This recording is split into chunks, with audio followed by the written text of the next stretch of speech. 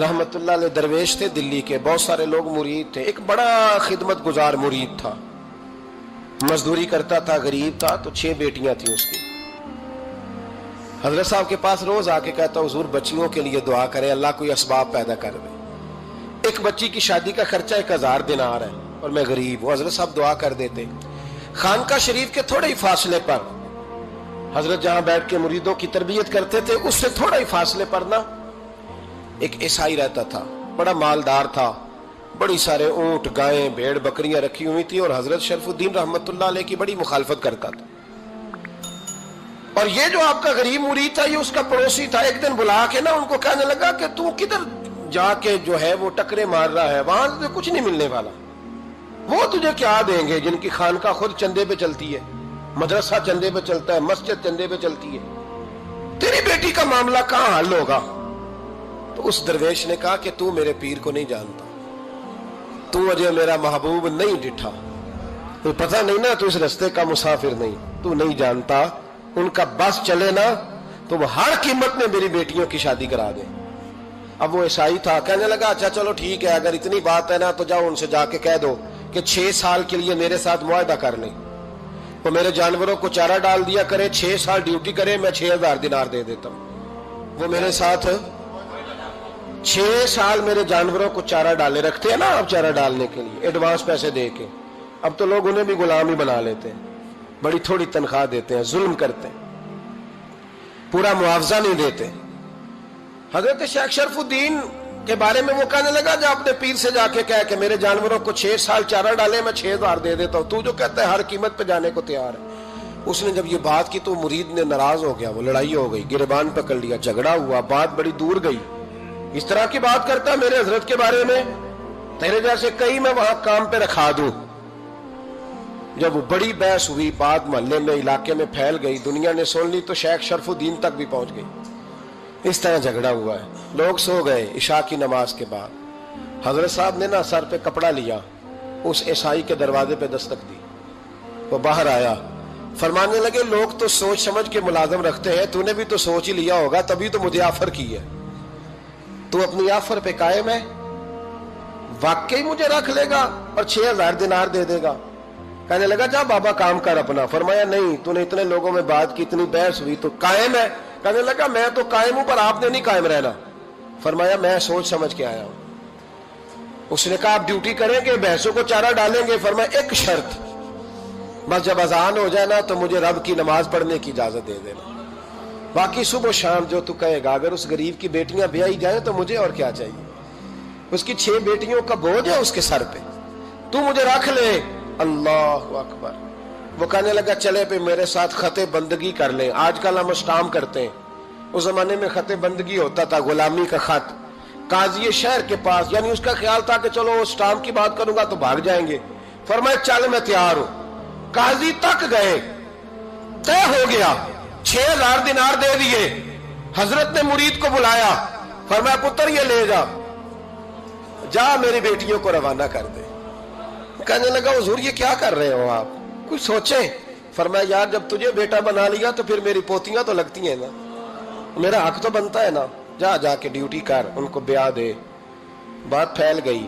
बादशाह भी अकीदतमंद था, वो 12000 दिनार लेके पहुंचा।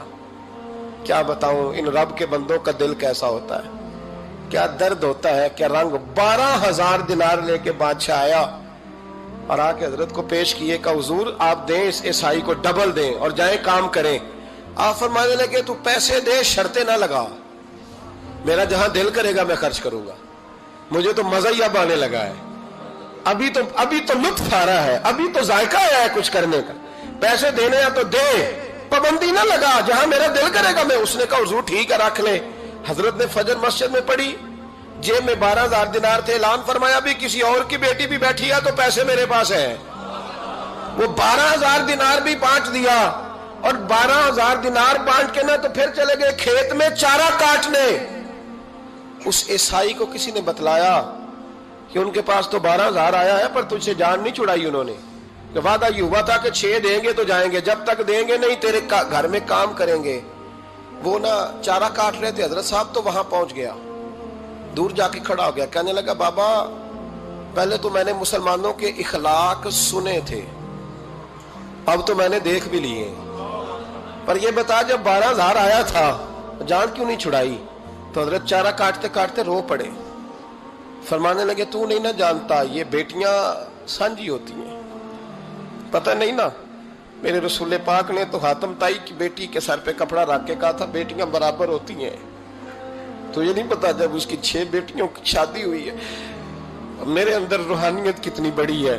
فرمایا پھر 12,000 آیا ہے تو 2-4 بچیاں پھر گئی ہیں، تو یہ نہیں پتا میں اندر سے راضی کتنا ہوں، میں تیری نوکری کرتا رہوں گا، پتہ نہیں اللہ کتنی بیٹیوں کو بیاہ دے گا۔ اتنا رویا وہ عیسائی کے پیروں میں بیٹھ گیا، کہنے لگا بابا میں نے تیری مخالفت کی ہے پر تیرے قریب آ کے پتہ چلا ہے کہ تو بہت اونچے اخلاق کا مالک ہے، اور اگر تیرا یہ مقام ہے تو تجھے اخلاق سکھانے والے محمد عربی کی شان کتنی ہوگی۔ ظالم کی بولیے جاتے نہیں لوگ جھوٹے گواہ بن کے، وکیل صاحب کو نہیں پتا ہوتا کہ یہ بندہ مجرم ہے جو میرے پاس آیا، کیا مجرموں کے وکیل نہیں ہوتے؟ بولے تو اس کو پتہ نہیں ہوتا وکیل صاحب کو کہ یہ صاحب مجرم ہے، میرے پاس مقدمہ لے کے آئے، اور اگر بے ادبی نہ ہو جائے تو میرا خیال ہے قاضی عدالت کو بھی پتہ ہوتا ہے کہ مجرم کون ہے اور مظلوم۔ میرے نبی پاک صلی اللہ علیہ وسلم نے اس قدر زیادہ سختی فرمائی اس مسئلے میں، فرمایا جس کو پتا تھا کہ فلاں آدمی ظالم ہے، ظلم کر رہا، پھر وہ ظالم کا گواہ بنا یا اس نے ظالم کی مدد کی، کتنی کی؟ شارحین لکھتے ہیں چاہے اس نے ایک جملہ بول کے کی، چاہے ایک، سارے بولیے، چاہے ایک غریب کو اس نے ظلم کیا تو کہتے ہیں علاج یہ سی، چاہے ایک جملہ بول کے کی، شارحین اس حدیث کی شرح میں لکھتے ہیں ایک جملہ بول کے چاہے مدد کی، جس بندے نے کسی ظالم کی مدد کی کسی مقدمے میں یا کسی صورت میں اور اسے پتا تھا یہ ظالم ہے، میرے نبی پاک صلی اللہ تعالیٰ علیہ وسلم فرماتے ہیں اگر اس نے مدد کی، ابھی ظالم کی بات نہیں ہو رہی، ظالم کے مددگار کی بات ہو رہی، اگر کسی نے ظالم کی مدد کی تو حضور فرماتے ہیں خدا بھی اس سے بری و ذمہ ہے، رسول بھی اس سے بری و ذمہ ہے۔ سنبھال کے رکھے اپنی نمازیں، قربانیاں، حج، زکوٰۃ سنبھال کے رکھے۔ اگر ظالموں کا مددگار ہے، الیکشن آ لینے دے، آپ کو نظر آ جائے گا کون کون ظالموں کا مددگار ہے، نظر آ جائے گا۔ اپنی جیب سے لوگ پیسے دے کے ظالموں کی مدد کریں گے، ان کے فلیکس چھپوائیں گے، بورڈ لگوائیں گے، جیبوں سے پیسے دے کے۔ ہم نے خود آگ لگائی ہے چمن میں اپنے، بے سبب گردشی ایام کو الزام نہ دو، ہم نے خود نور کا ظلمت سے کیا ہے سودا، کر کے توہین سحر شام کو الزام نہ دو۔ ظالموں کے مددگار میدان میں آ گئے، یہ چھوٹا لفظ نہیں، میرے حبیب پاک صلی اللہ علیہ وسلم نے فرمایا جو ظالم کا مددگار ہے سن لے جو سجن کے ساتھ کچہری جاتا ہے، وہ یاد رکھے جو دوست کا گواہ بنتا ہے، وہ یاد رکھے جو کہتا ہے میں مانگی گیا تھا، مجھے بلایا گیا تھا قبضہ چھڑانے کے لیے کسی غریب بیوہ کی جائیداد پہ، کب وہ سن لے تو مدد کر کے نہیں آیا، تو خدا کے ذمے سے نکل گیا ہے۔ رسول پاک نے فرمایا تیرا میرا تعلق ختم ہو گیا، تو ظالم کا مددگار ہو گیا، پھر تو کہتا میں بے چین ہوں، میں بے قرار ہوں، میں آزمائش کا شکار ہوں، پلٹ کے دیکھ تو صحیح تیرا گناہ کتنا بڑا ہے۔ میرے نبی پاک صلی اللہ علیہ وسلم کا ایک اور فرمان سن لیں، ابن ماجہ ابو داؤد میں موجود ہے، اس حدیث کو آپ نے یاد کر لینا ہے، کر لیں گے انشاءاللہ، سارے کہیے انشاءاللہ کر لیں گے یاد۔ حضور صلی اللہ علیہ وسلم نے فرمایا اگر تو ظالم کی مدد کرے گا نا، یہ لفظ دل کی تختی پہ لکھ لینا، یہ مکافات عمل ہے، مکافات عمل دنیا، ادھر کرو گے تو ادھر بھرو گے۔ فرمایا اگر تو کسی ظالم کی مدد کرے گا، سن لے حضور کا فرمان ہے، اگر تو ابن ماجہ ابو داؤد سیاہ میں موجود ہے، فرمایا اگر تو کسی ظالم کی مدد کرے گا تو رب تعالیٰ مرنے سے پہلے پہلے تیرے اوپر بھی ظالم کو مسلط کر دے گا، تیرے اوپر بھی ایک دفعہ ظلم ضرور ہوگا اگر تو ظالم کی، وہ کسی صورت میں بھی ہو سکتا ہے، کسی صورت میں بھی تیرا بیٹا ہی اٹھ کے ظلم کر دے گا، تو الجھ جائے گا، کسی نہ کسی جگہ تیرے لیے تباہی کا سامان ہوگا، تیرے اوپر ظلم ہوگا، اس لیے کہ تو ظالموں کا مددگار ہے۔ چاہیے یہ تھا کہ تو مظلوم کی مدد کرتا، انسانی ایمانی یقین کا فریضہ سر انجام دیتا، تو ظالموں کا مددگار ہو گیا۔ ٹٹول کے دیکھ لیں، رزلٹ نکال کے دیکھ لیں، ہمارے زمانے میں ظالموں کے مددگار زیادہ ہیں، اتنی لمبی زبانیں نکال کے ظالموں کی مدد کرتے ہیں، بڑے بڑے کالم نویس اللہ نے انہیں قدرت دی لکھنے کی، تو اپنا قلم ظالموں کی مدد میں خرچ کرتے ہیں۔ وہ لوگ جن کو اللہ تبارک و تعالیٰ نے قدرت دی، ہمت دی، طاقت دی، کچھ لوگ ان کے حلقہ احباب میں، وہ اپنے لوگوں کو استعمال کر کے ظالموں کی مدد کرتے ہیں، ظالموں کی مدد کرتے ہیں۔ میرے نبی کریم سید عالم نور مجسم صلی اللہ علیہ وسلم نے فرمایا، اگر تو نے ظالم کی مدد کی تو جب تک تو توبہ نہیں کرے گا رب تجھ سے ناراض ہی رہے گا۔ اللہ تجھ سے، او بھائی جس سے رب بھی ناراض ہو گیا، نہ کھانا نہ پینا نہ سونا نہ جاگنا نہ نیند، پھر تیری ہر چیز تیرے لیے آزمائش ہو جائے گی، پھر تیرا سایہ بھی تیرے لیے خوف کا سامان بنے گا، پھر زندگی جیتی جاگتی لاش بن جائے گی، تو اپنے کندھوں پر اپنی میت اٹھائے پھرے گا جب تو ظالم کا مددگار ہوگا۔ اور نبی پاک صلی اللہ علیہ وسلم نے فرمایا ظالموں کا مددگار بھی ظالم ہوتا ہے، ظالموں کا مددگار بھی، سارے بولے ظالموں کا مددگار بھی نہیں، کو نہیں، آپ سارے نہیں بولے، ایک دفعہ بولے ظالموں کا مددگار بھی، پکی بات ہے، ظالموں کا مددگار بھی۔ اللہ اکبر، جس کا یارانہ ہو، جس کا دوستانہ ہو، جو کہے میں نے نا اس کو اوکھے ویلے کے لیے ظالم کو یاد رکھا ہوا ہے۔ کبھی مشکل میں رکھے نہیں ہوئے لوگوں نے ظالم دوست، کہتے میں نے رکھے ہوئے ہیں، بلکہ ہمارے دیہات میں تو کہتے ہیں میں نے بازو بنائے ہوئے ہیں۔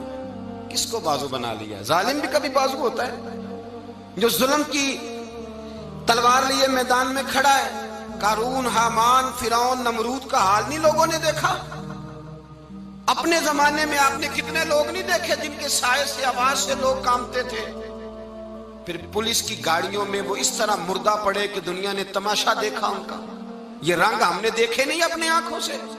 فرمایا ظالم کا مددگار بھی، جو کار میں بٹھا کے لے کے گیا وہ بھی ظالم، جس نے چائے پلائی وہ بھی، جس شخص نے کھانا کھلایا وہ بھی، جو کچہری تک ساتھ گیا وہ بھی، جس نے فلیکس کے نیچے، بڑے شرابی کے نیچے چھوٹی اپنی فوٹو لگائی وہ بھی، جو ووٹ کی پرچی ڈالنے گیا وہ بھی۔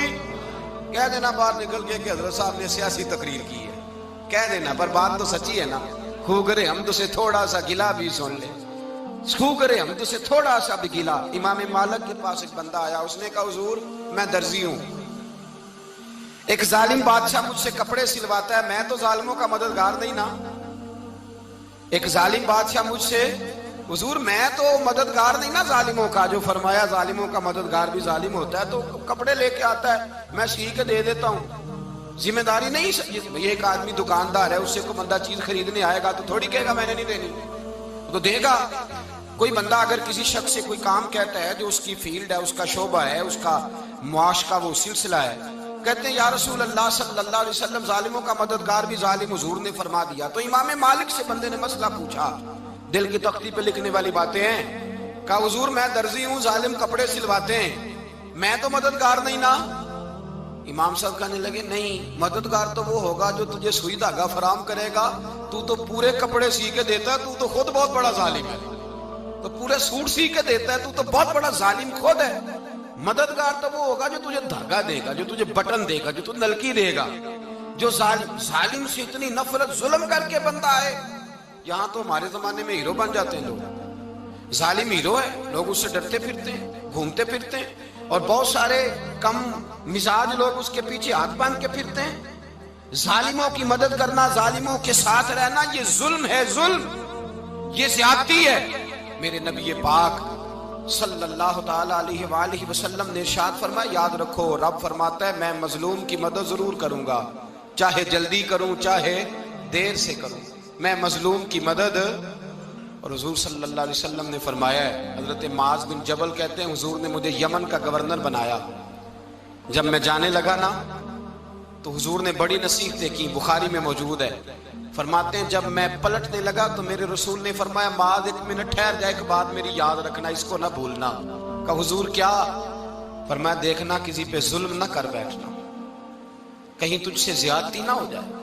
محبوبہ پھر حضور نے فرمایا سن میرے معاذ، میں تجھے گورنر بنا رہا ہوں، زیادتی نہ کر بیٹھنا۔